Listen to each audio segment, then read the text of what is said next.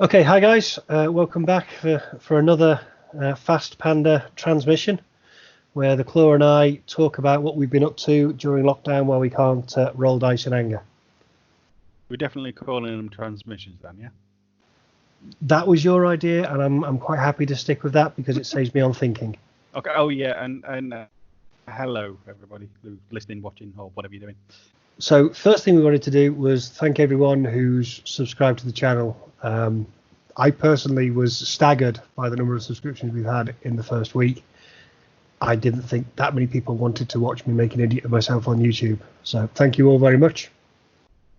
It is appreciated, and the comments, I read all the comments, and it's really, I appreciate it. It's been a lot better than I expected, so thank you very much. Right then, let's start by finishing off the unboxing of the stuff that came with Code 1. Okay, this one is from my pack. We've got a couple of. I know a lot of people have now received their copies through the post direct from Corvus Belly, so a lot of you finally got yours. So this is just a quick unboxing of the Diaphos and the Wandering Monk Liang Kai. So let's have a look at it now. Okay, so these are the two boxes you get. A nice impression of the Code 1 packaging anyway for the Wandering Monk. That's the kind of packaging that all the Code 1 stuff's going to be, isn't it? I think there's certainly the black card as opposed to the orange or grey card we're used to. I think is to denote it as Code 1. I'm not sure if the blisters packs are all going to be that style. That's the style they've used for most of the convention exclusives. I don't know if they're going to move to that for all of them. This was a convention exclusive, though, wasn't it? Yeah. Ooh, I hate them. It's a really nice model, though. Yes, it is, and the base, the big base thing it's on is very nice. Again, look at all those massive contact points in their kit. I'll be honest, the head for the base I keep going back and forth on. I keep wondering whether or not I should use that for his base or just mount him on the base normally. I really like aesthetically. I really like it. I'm just not sure it's going to go with the rest of the models I've got because it will look very different. Yeah, that and the new Ninja I've seen for the May release things. That's on a roof. Yeah. As well, isn't it? So you've got to think of that, haven't they? Yeah. Again, both of them, both this and this monk and that ninja look really nice, and they look really good on those bases. I'm just not sure if it'll work with the rest of my models. Yeah, are they standalone models or are they part of an army kind of model? Yeah, it's a big chunk of metal, that is. But you could use that as scenery anyway. You could definitely use that as a bit of scatter, or in amongst some other terrain. But yeah, it goes together lovely. 4 pieces for one. Have you assembled yours? I have not assembled mine yet. No, I haven't assembled it yet. Yeah, shove it away with this stain. Get rid of that. Now onto the Diaphos box. Now these three I quite like. This is the first Diaphos box I bought as well. Normally I've never really bothered.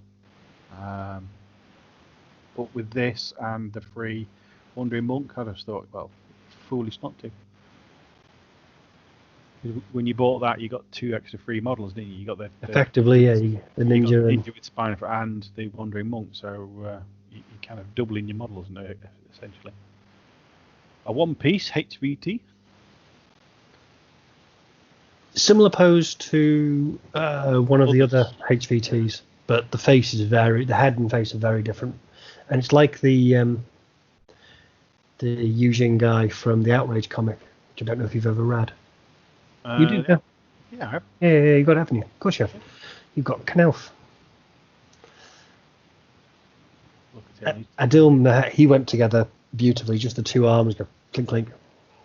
No problems whatsoever. Look at the size of those contact points. Yes, you're going to struggle to get them in the wrong alignment. Yeah.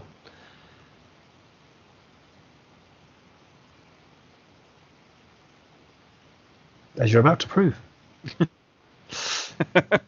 Yeah, one-handed. Look at that. Can do it with no problem at all. Look through the camera, idiot. I apologise, I hope. We can see the box, we can see the sword. I've no idea what the model looks like anymore. Yeah, I do apologise. It looks like that. Hey!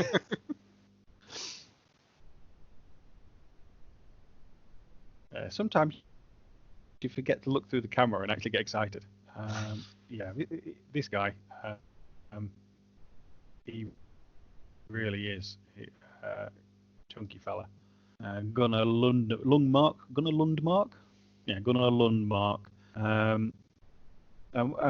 Putting them back. I know what your comments for your Space Wolfie. Yeah, I get that now. It just gives that sort of vibe, but then again, I suppose they're giving off sort of they're trying to give off a sort of Nordic Viking vibe with that, with the Space Wolves. So the two kind of intersecting where they're drawing inspiration from. I mean, I far prefer him to a Space Wolf. You would say that. Bias, yeah, just a little bit. Yeah. The sculpt's lovely. The only thing I did have was a problem with the hammer. It went on slightly bent. The hammer went on slightly bent for the arms to fit correctly. Okay. So that was a slight point. But other than that, it was okay. That's the quick unboxing. You see what everything is. It's a few models in a box, really, isn't it? Yeah. Wonderful. Right. Should we move on to have a look at the painted pics of those models and then have a chat about their stats? Yep. So the three together? The three together. Yep.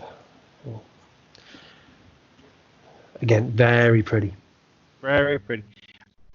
I was disappointed with the H. I don't like the head, and the stance is like all the others. Not a fan. Yeah. The other two are very nice. The head and face do look a little odd, I will admit. They're not my cup of tea either, but he does look like the drawing from Outrage. So and he's got a massive hand with his watch on. Okay. Sorry, it might just be me, but I can't say I know, but yes, possibly, yeah, in proportion it does look a little odd from that angle. Anyway. Okay, let's move on to Gunnar Lundmark first, shall we? Yeah, the model is lovely, and look at that, pauldrons are nice. I don't know whether I can get that double colours on my pauldrons, because I'm not that good a painter. Maybe. Oh, I thought you meant the freehand snake.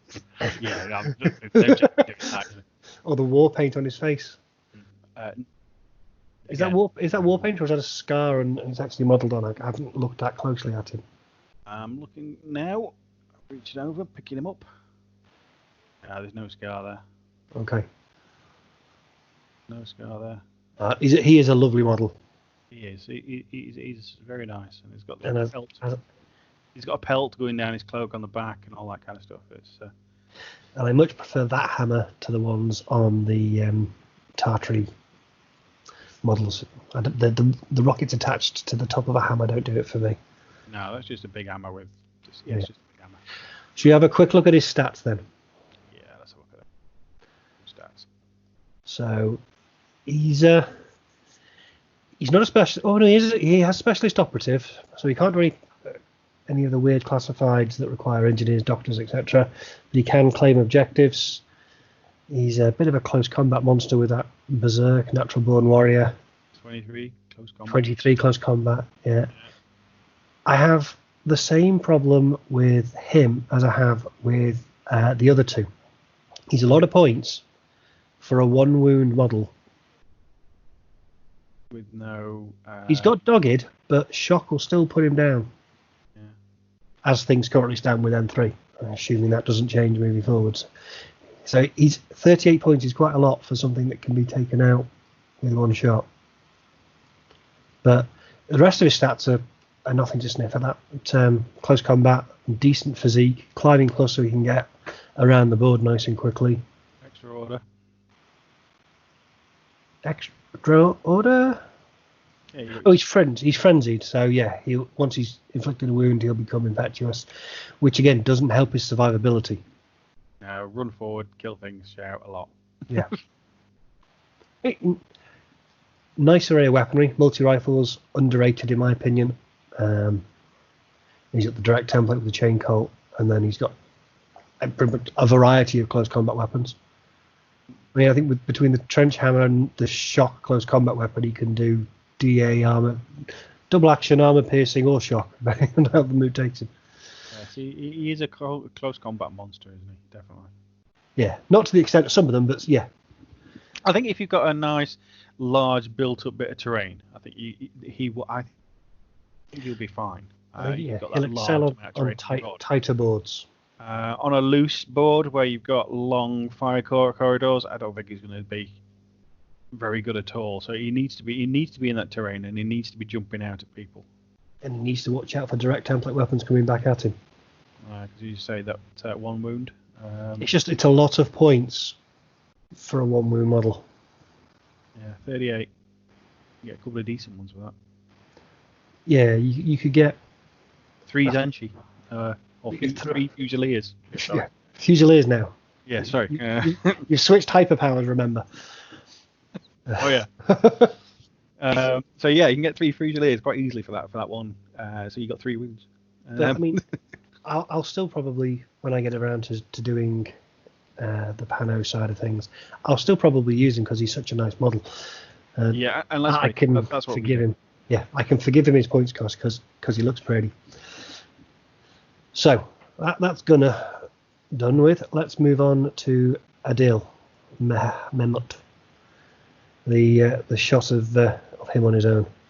Let's have a look at the model. The model's lovely. I like this model, and I'm looking forward to doing this for my use. He's got a purposeful pose. He definitely looks like he's intent on whatever it is he's heading towards. Yeah, he's definitely going forward. He's that. I haven't got the model. He's still in a baggie. Has he got some kind of techno wizardry on his skull beneath that hairstyle? There is a very small little bit of metal work on the side of his head. Underneath his hairstyle. It does go right around the back to the other side. I'm going to be painting the 07 on your... Well, I'll probably try painting the 07 on mine, then discover I've made a complete hash of it and paint over it. That's probably what will happen. I'll be honest, I'd struggle to do that white line down the crease in his in his jacket, but we'll see. We'll see how brave I feel at the time. He looks warm enough anyway. The hoods are great. The big Parker furry hoods on all of the Yujing stuff I really like. It's a really nice touch. Right, let's have a look at his stats then. 2 profiles this time. 1 specialist with veteran and 1 chain of command. Again, decent array of weaponry. Breaker combi rifle, nice little gun, especially against similar amount. He is. It's the same problem I have with. Has the same problem with all of them. Is that again 1 wound? He's got no wounding cap this time as opposed to dogged, but shock will still put him down. Can I ask a dumb question? What's the difference between why would you, if you've got number 2 as a special skill? Yep. Why would you have chain of command? Number 2 is the one which, if you're in a fire team, means you fire team thing. Yeah, sorry. If your fire team leader is killed. No. Yeah, I get a bit dumb sometimes.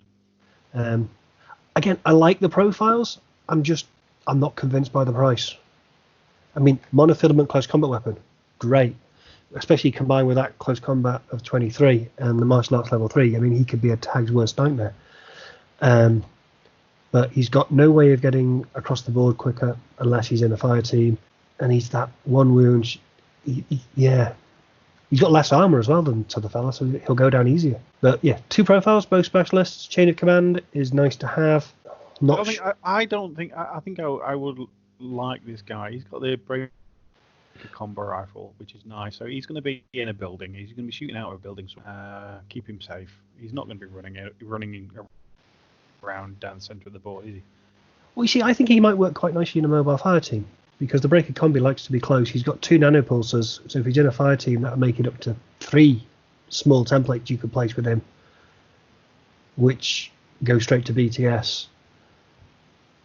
It's with it being a wild card. So both him and Gunnar are both wildcards. They can join any fire team in the sectorials. So it gives you a lot of flexibility to be around. So I suppose they are both cheaper than things like Orcs or Shang-Chi. If you put them in fire teams, most Shang-Chi, I think there's a cheaper one. Yeah, again, I love the model. Because I love the model, I can forgive it the price, and I'll definitely use him at some point. I also like the fact he's an Imperial agent. He does crop up not only in the White Banner Army, but he's also in ISS. I hadn't noticed. I'm going to guess you haven't looked. I haven't looked, no. That's fair enough. But no, yeah, I like him. Same concern I have with him as I have with the other fella. He's not as durable as he looks, I don't think. Especially given the amount of shock ammunition that abounds on tables nowadays. At the moment. At the moment.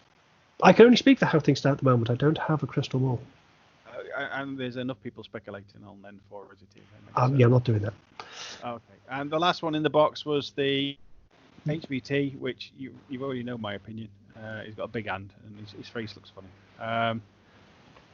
But he's got very shiny shoes. Yeah. I was out of every single model in the delivery I had the other day. This one was the one that is just probably never going to get painted. It's the pose. It's the Pano HVT.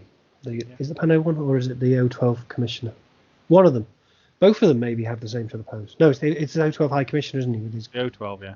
Yeah. That's the one I've got. Looks identical. Yeah. And just an HVT. It's a good likeness on the face from the comic. Fair enough. And there's no stats for him. No, he's a HVT. He either gets captured, hacked, or if he's designated target, gets shot. So, Liang Kai, we've got a couple of pictures for him, haven't we? We've got the front-on shot.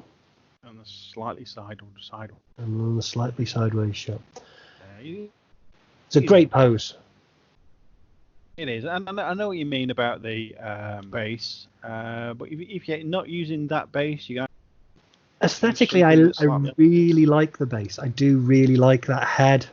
That it looks fantastic, and him pose on top of it looks great.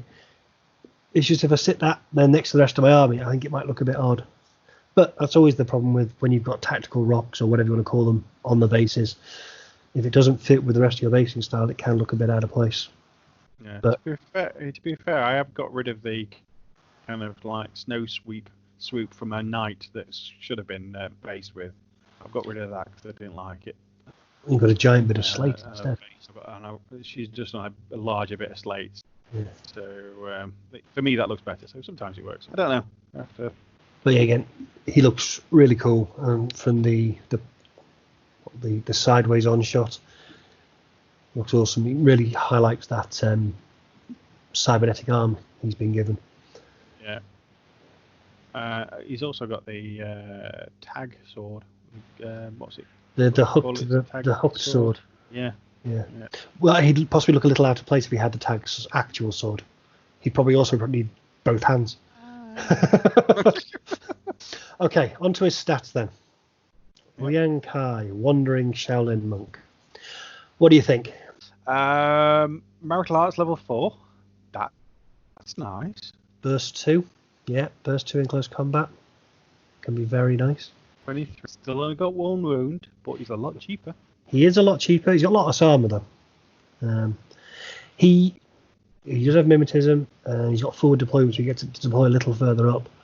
He's also got super jump. He's got hyperdynamics, so he's better at dodging. He dodges on a 16, which is pretty nice. He reminds me of Branda Castro from Nomads, but so it's slightly toned down. So he doesn't have camouflage. He has mimetism. He doesn't have superior infiltration. He's got forward deployment. He doesn't cost 30 some odd points. He costs 22. I really like him. I like this profile. I probably like this one more than the other two, if I'm honest. Because he's got more, and he's got that impetuous order, not impetuous. Yeah, he does have an impetuous order. He's got that, and he's got the special fire team. I've been thinking about buying some Shaolin monks as well. That'd be nice. He can join Shaolin monks. The other thing he can join, I noticed in the White Banner Army, because he counts as a Shaolin monk, he can join the other fella, the other character, whose name I have completely forgotten. So bear with me a second. Jingko, the Shadow of Huangdi, which I butchered the pronunciation of. I apologise, because it says up to one Shaolin monk can be part of a fireteam duo with him. Again, he's another very expensive one-mooned model, but it could be entertaining in a specific scenario to have the two of them together. Certainly get them to the other side of the table pretty quick. Oh, hell yeah. And they're both martial artists with Close Combat 23, and yeah, that could be amusing to do at some point. But I could be a gimmick more than anything else. Sorry, yeah. Remind me what hyperdynamics the rule is? Hyperdynamics is the rule that is now going to be referred to as dodge plus 3. Well, hyperdynamics level 1 is dodge plus 3. So physique plus 3. Yeah. Sorry. And then kinematica allows him to dodge an extra inch. Extra inch. I remember that one. You've got the other thing. The religious troop doesn't take. So he automatically passes guts checks. Yeah. So he won't fall back unless you want him to, and unless he passes the willpower roll. Explosive close combat weapons are nice though, especially in looting and sabotaging. With the burst 2. And a flash pulse, not to be underrated. May not do any damage, but with his willpower of 14, gives him a half decent ARO at range. Because unlike most Shaolin monks, he doesn't get smoke grenades. So that's the 3 models. From 4 including the HVT, 3 models of stats and 4 with including the HVT. That's everything unboxed now from Code 1. The first release, yeah. The Code 1 starter pack, the first Code 1 stuff we've seen. Personally, I think it's all lovely, but I am biased. I know I'm biased. Fair enough. I've been drooling over.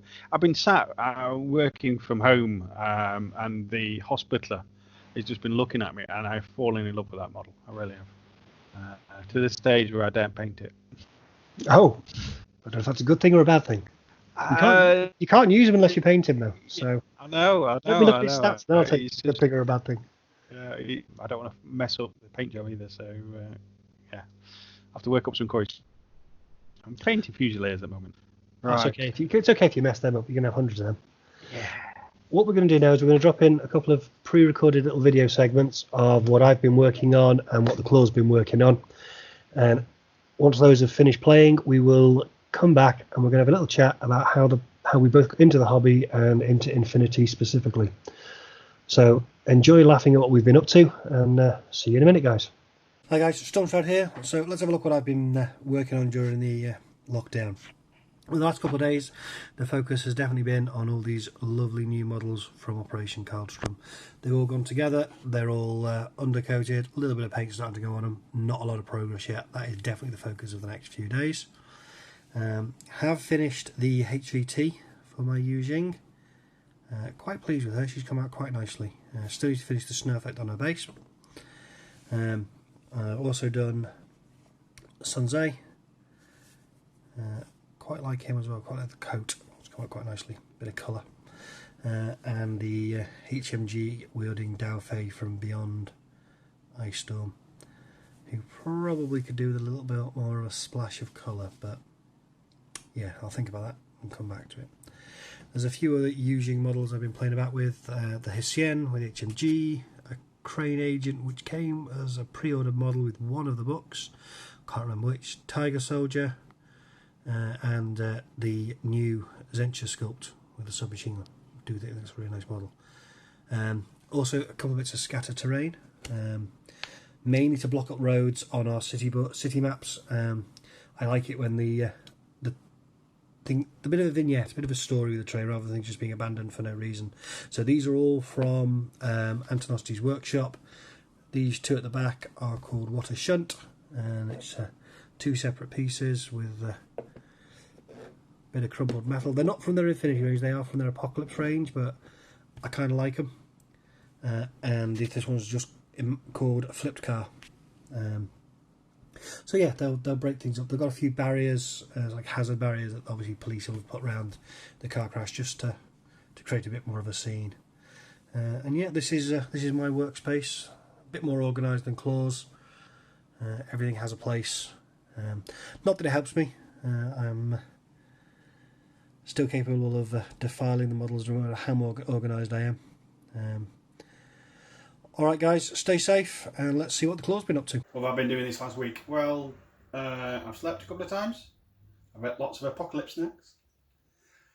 I better show you really, ain't I? Right, so here we go. I've been doing a lot of that this week. I've also been putting together these guys. As you can see, the Pan-Oceania side from the Code 1 Operation Kaldstrom. They were a joy to put together, and the surface contact mounts, as you can see on that knight in the centre, huge. The only one that didn't, one was this female fusilier in the centre, quite small, but even massive compared to what they used to be. So they're so much nicer. A joy to put together. And this Hospitaller is my new favourite model. I've been sat here working from home, my usual 9-to-5 job, and I've been looking at this one, and he's gorgeous. He's overtaken my old favourite, the Knight with tactical bow. I'm looking at Knights. The Ninja with tactical bow. So yeah, he's a lovely model. As you can see, I've done the airbrushing because what I want is white cloth and a couple of white panels with the big red crosses on the cloth. So, and then I'm going to do a silver armor, sort of like a Crusader type thing of old. I don't know how it's going to come out yet, and it might not. It's not written in stone, because if I do it and it looks a bugger, I'll just paint over top with a different colour. But the idea is to do silver armour, white cloth, a couple of white panels, and red bits and pieces all over the place. So that's the plan for them. The bases are slate out the garden. As you can see, I've got a tray out as well full of slate that I've been picking on it, if I can get my words out. And I also did these. If you've seen the Fast Panda Instagram page, I did a poll on which one looked the best. The one on the left hand side was a cracked earth painted. The one on the right was sand, and the one on the right won the poll. From time to time you'll see a poll on the Instagram page for one or the other. So subscribe to my Instagram and you will take part in those polls. But that's the idea, is to do these that colour, make them nice and wintry. And the Orc is going to look fantastic because his base is gorgeous. Anyway, so I've been doing those, and I've tried a new surface primer on them. So because my black rattle can, I've used this stuff. I was a bit concerned that it was scraping off a bit easier, a bit too easy, should I say. Hopefully it's because it was dry but not hard, so hopefully it'll harden up better. So if you've got any experience using that, let me know. I also kind of use some of this over the top of it just to make sure it does go hard. So we'll give them a go. So they're new. And as we get dizzy, bear with me. Whee! Let's have a look around the rest of the table. Yeah, we can see my diaphos still kicking around because I've done nothing with the other. I've only done the Troll Hunter. And the Yujing are still in the box because I'm doing the Pan-Oceania. Storm Shadow can do that. A little side project. Yet another game that Storm Shadow has got me giving a go. But who doesn't like playing with toy cars? Rulebook. Not yet ready yet. But yeah, I will read it, maybe. And sorry for getting you dizzy. And these guys, I got the Brawler off my painter table at the beginning of the week. So she got finished off, the Brawler Hacker, and him, the Mercenary Ninja.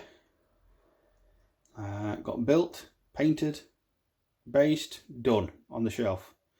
Within a couple of days of getting the Code 1, so I'm really pleased with him. In fact, let's get him. Let's grab him. Ooh, here we go, focus. So, purple cloak, black. He is a ninja after all, and a silver kind of helmet. I was quite pleased with them. The black was done with GW contrast, but the purple was done normally with shades and things. But yeah, I was really pleased with him.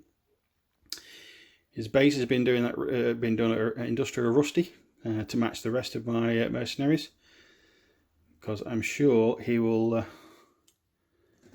pop it back, hide it behind a barrel. So all my mercenaries have got the rusty bases, apart from Joe, because I started him before. Anyway, he's got girders and stuff. What else are we doing? That's about it, really. You saw this lot. You saw me do that lot last time on the last one, and everything's still in the box. We're all done. Yeah. That's from the garden raid earlier for the bases. You need a selection, don't you? So yeah, that's it, guys. Not a great deal. Well, actually, yeah, I've got a model built and painted, and a couple of models built and painted. Some loads built and undercoated and airbrushed. So that's just the detail for this weekend. So that's this weekend. I'm going to be painting a couple of those Pan-Oceanas and seeing what that big silver's like. But yeah, that's it.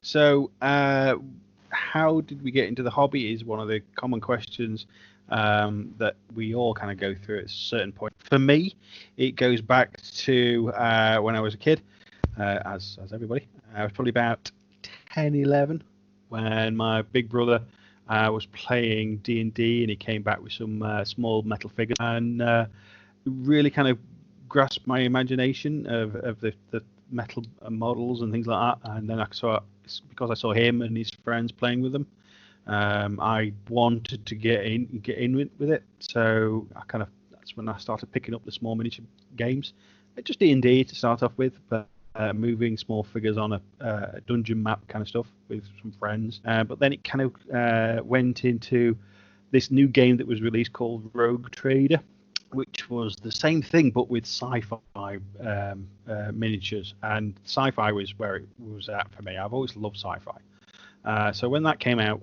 it kind of came out with Space Marines and all that kind of stuff. So I had some Space Marines, and I've got a picture of some of the first Space Marines I painted, some Dark Angels when they were black with a red stripe down the face. That's kind of when the first box of 30 were released, and it was £10, I think, which was an awful lot of pocket money for where we live. So that's how I got into playing miniatures. It was playing D&D, then Rogue Trader was playing with Space Marines, that kind of stuff, because I like the sci-fi. Still do. So after Rogue Trader came out, and then second edition kind of kicked around, I didn't really play much second edition, and then I kind of wandered off and found girls and beer and other things, and didn't really look at any hobby till probably quite later. I still did role playing and things like local clubs, but I didn't actually play any tabletop games.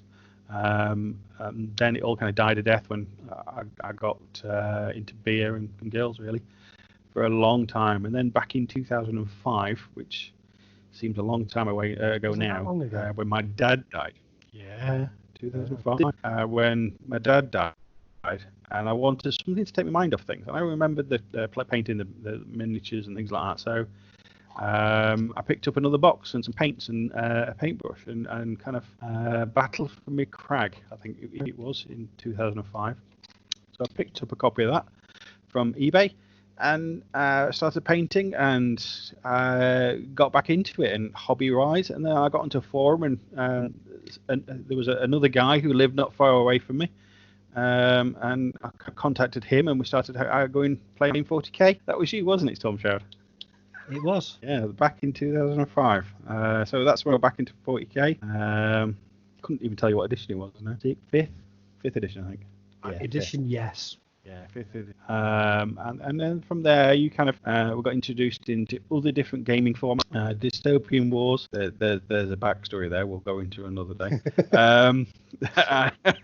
And lots of other different game systems, that kind of thing. And then one day, out of the goodness of his heart, Stormshroud decided to give starter boxes to everybody. Yeah, was that a Yeah, frustration?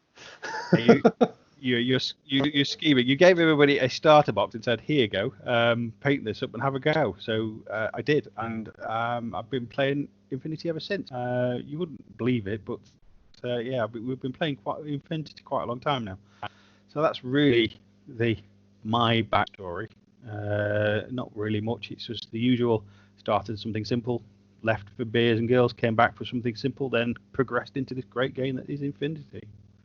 But it's always been sci-fi, and it fits everything. It's not too far in the future. It's half believable. It's Infinity is going to go forward, and I really enjoyed it. And I love the mechanic that you never you're always playing the game, and I think that's what I like about it. You're always playing. You never got that part where doing saving throws and taking models off the table. Yeah, you never get that thing that was one of the nails in the coffin for me with 40k, where you're sat just waiting for an hour or so for your opponent to finish their turn. So, how about you? How about me? Well, for me, it started back probably about a similar sort of age, 10, 11. My parents bought me Hero Quest, the old MB Games board game, as a birthday present one year. And that was great fun. I love that.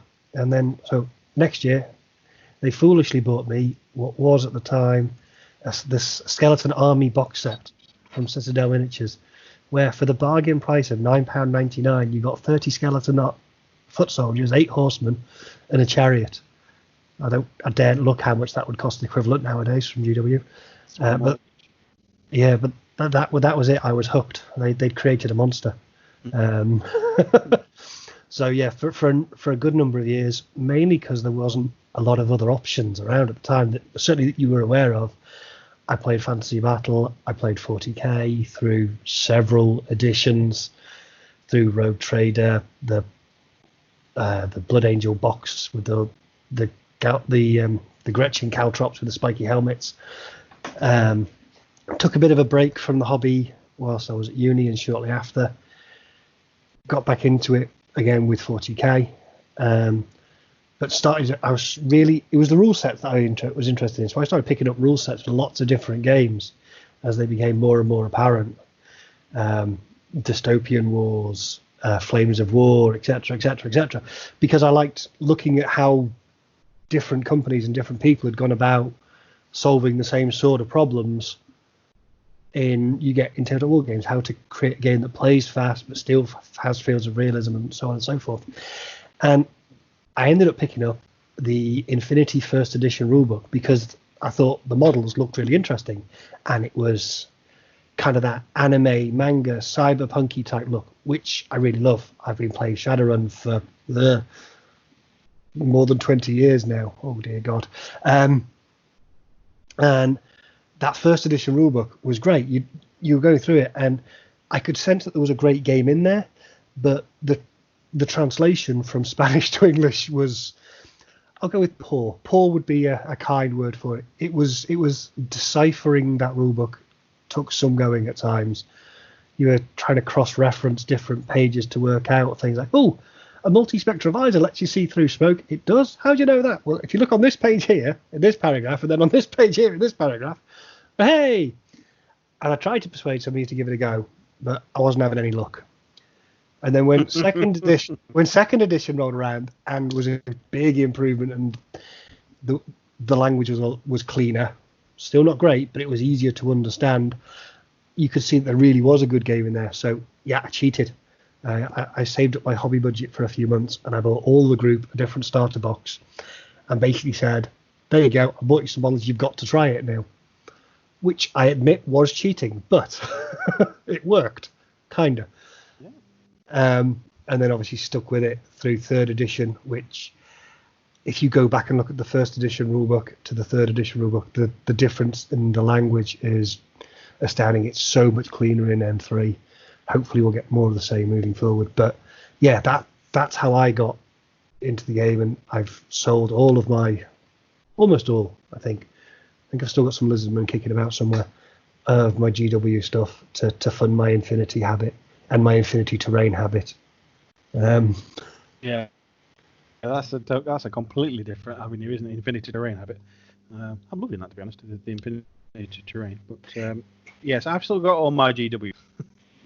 Yes, well, you still like the game, you still like the aesthetic. I fell out of love with the aesthetic, and I got bored of the rules. Not that I would win every game of 40k, but I felt it became quite predictable for me. Whereas Infinity was always fresh, always different, because the forces were much smaller. Adding or removing one troop from your army list could change the whole dynamic of what actually happened on the field. I enjoy that cinematic. I love the manga style. Yeah, for me, best game on the market. I mean, I still play other things. Don't get me wrong. I still play other things, and I still cheat and introduce people to new games, like Aslan. Yeah, Gasland. Thank you for that. I think it's a nice little game, but that's a different topic for a channel that's probably not Infinity related. Yes. So I think that about wraps us up for this transmission. There's nothing else really to talk about. One piece of news that has come out on the day we're recording this is the announcement that Code 1 is going to go live on Monday, the 27th. I always thought it was live. No, not really. The website's very much a placeholder at the moment. There's a few bits on there, the quick start rules and a couple of sample lists, but I assume that when they mean it's going live, the Army Builder will be up, so you'll also see the costs of O12 and Combined Army, as well as Yujing and Pano in Code 1. And that's infinitytheuniverse.com, isn't it? Although if you search for Infinity the Universe, you don't find it. If you search for Infinity Code 1, you do. Yeah, because Marvel's kind of like got that tied up on. Yeah, so search for Code 1, you can find it, and you see the Code Builder. Because there's a lot of new guys out there who's wanting to get into the game.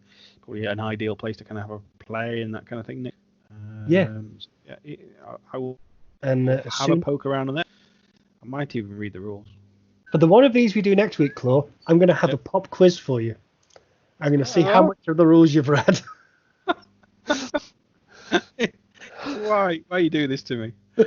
Hey, I've given you a week to study. It's not exactly a real pop quiz, is it?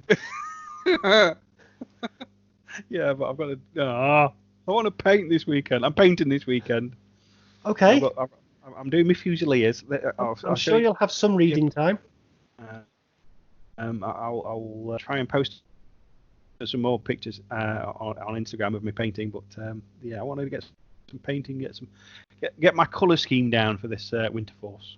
Yep, I need to get some paint on my Yujing. I've started to block in some base colours. But a lot of work to go, even to get them to my low standard. Oh, and don't forget, show pictures of that HVT you did as well. Show a picture of that HVT you did. There's a picture of my HVT in my work in progress video. Thank you all very much for watching, guys. Or listening, or whatever you're doing at the moment. Stay safe, and we'll catch you in the next one.